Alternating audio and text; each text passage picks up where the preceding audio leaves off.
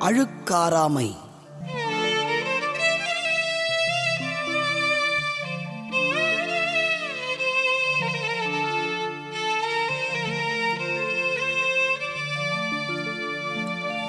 ஒழுக்காரா கொள்க ஒருவன் தன் நெஞ்சத்து அழுக்காறு இலாத இயல்பு விழுப்பேற்றின் அஃது ஒப்பது இல்லை யார் மாட்டும் அழுக்காற்றின் அண்மை பெறின் அரண் ஆக்கம் வேண்டாதான் என்பான் பிறனாக்கம் பேணாது அழுக்கறுப்பான் அழுக்காற்றின் அல்லவை செய்யார் இழுக்காற்றின் ஏதம் படுபாக்கறிந்து அழுக்காறு உடையார்க்கு அது சாலும் ஒன்னார் வழுக்கியும் கேடு என்பது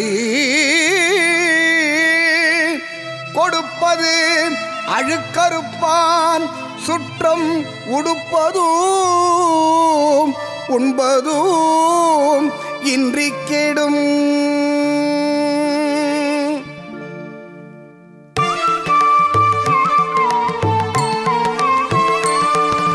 அவ்வித்து அழுக்காறு உடையானை செய்யவள் தவ்வையை காட்டிவிடும்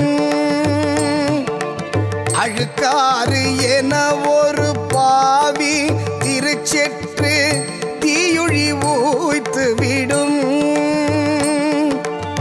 அவ்விய நெஞ்சத்தான் ஆக்கமும் செவ்வியார் கேடும் நினைக்கப்படும்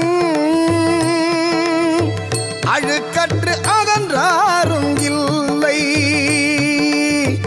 அழுக்கற்று அகன்றாரும் இல்லை அத்தில் நார் பெருக்கத்தில் தீர்ந்தாரும்